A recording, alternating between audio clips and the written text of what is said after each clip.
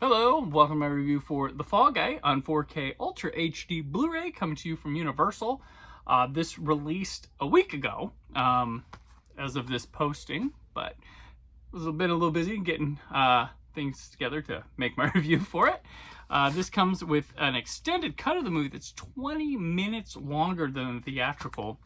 As I show you this case, one of the cool things about it is that the theatrical and the extended cut each get their own 4K Ultra HD disc. A lot of shenanigans when they advertise for an extended cut or something. A lot of times they don't go on the 4K disc or get a 4K disc. They'll go on the Blu-ray, the standard Blu-ray, or the digital copy. So this is really cool of Universal to do that. This does come with a digital code, but why would I show you that here? Code Steelers. So yeah, this is what it looks like. It's a 3-disc set. Let's talk about Fall Guy. The Fall Guy, the summer kickoff movie this year. This is based off the Lee Majors, Heather Thomas TV show from the 80s, which, unlike a lot of people going to movies this summer, I knew the source material. Growing up, my dad watched this show, and I watched it with him on television. I thought it might have been, my memory's like, oh, it's probably reruns. No, it was actually, I was old enough to see it as it was airing. My memory of it is hazy and stuff, and I got it mixed up probably with the $6 Million Man quite a bit. But anyhow, this is a fun movie. It's a little bit long, so even though, adding a longer cut, not quite sure what the differences are. I've watched the theatrical, but this one wants to do cool action stunt-worthy things, which are pretty solid sequences, but it also wants to be this rom-com thing, which does also really well at Emily Blunt and Ryan Gosling sharing scenes together. They have some good chemistry and stuff. It's a lot of fun. This is another quirky little role for Aaron Taylor Johnson to play. And he's a bit of fun in it. Everybody's doing their thing. This is the epitome of a nice, fun summer movie. I don't think there's anything much deeper than it. I think one of the things that could have assisted this movie would be to pair Emily Blunt and Ryan Johnson in actual action sequences and adventure together quicker, more often than this movie does. It has them separated, and therefore they're trying to do one thing and have the other, the romance, fun, flirtatious comedy, as well as the action, and they can't really, the balance is off there, so for me at least. But it is solid. I have a lot of fun with it.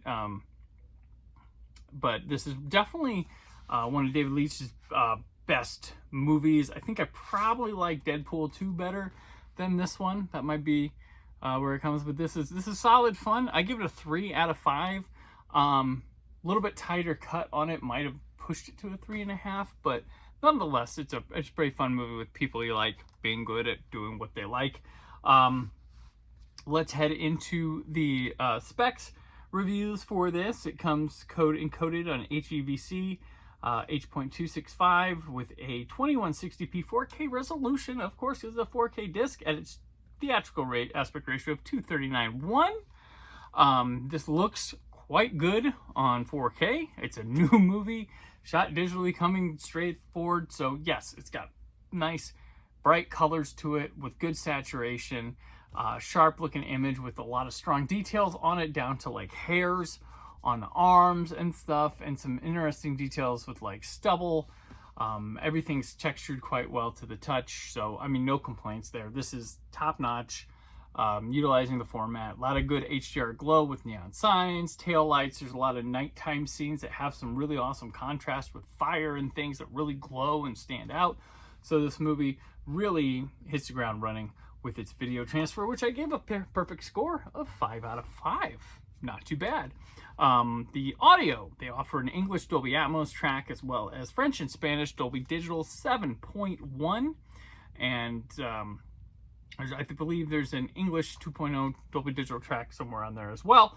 The audio is strong too. This has a lot of action in it, so you get a lot of fun around the speakers with the room. One of the things I always look for when I'm doing these tracks is impact, and that's really fun and hits good with your subwoofer as well. There's the vocals hold up good and really mix themselves into the action, being prominent while also not like feeling like ADR like crazy to be clear or anything like that. Everything feels a part of it. The music in here really gets good in tunes with the layering of the songs in the soundtrack and such. It sounds good as well. It's all really good. So this one, I give the audio track a 4.5 out of 5.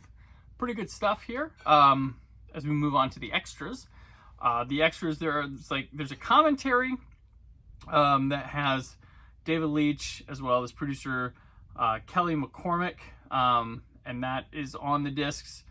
But most of the bonus features, I believe, are on the on all the discs throughout where they can.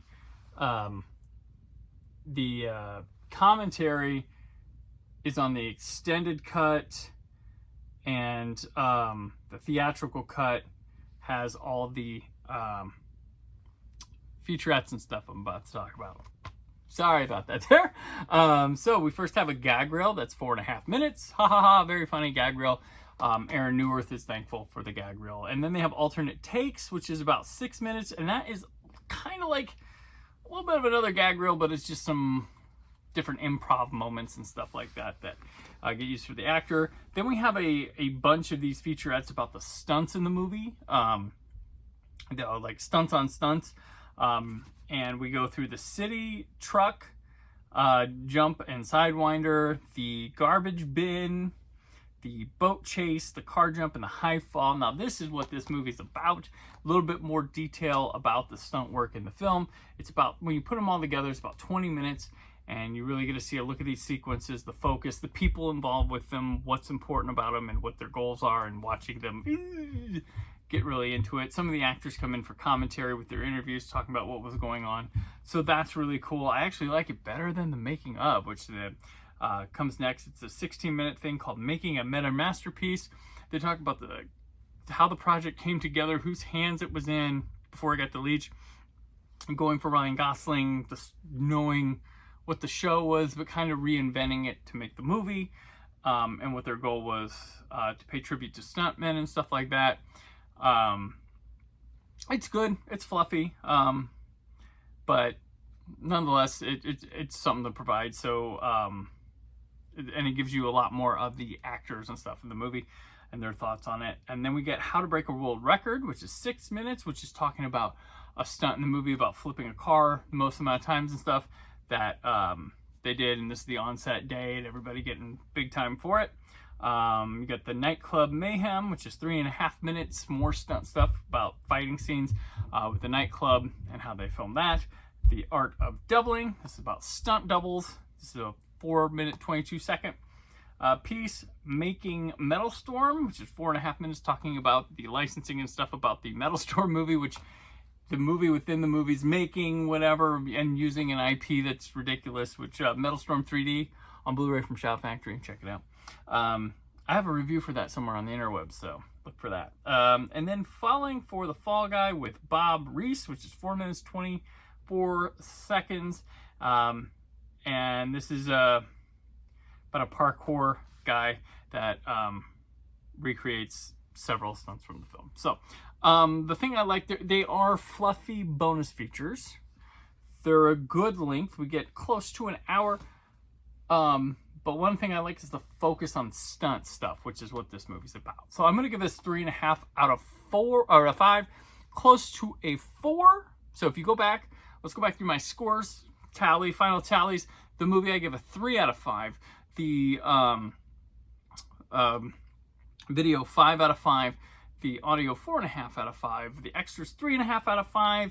And then overall 4 out of 5, creeping just a little over 4, because this is a really good release for a brand new blockbuster movie. It doesn't shy on the extras. They give you whatever they have here, and then they give you 2 cuts of the movie with a boffo presentation.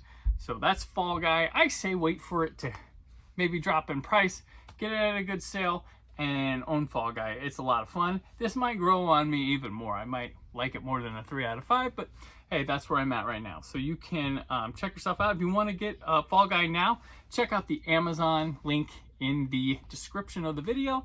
and I appreciate you watching and supporting. Till next time, as always, stay film positive.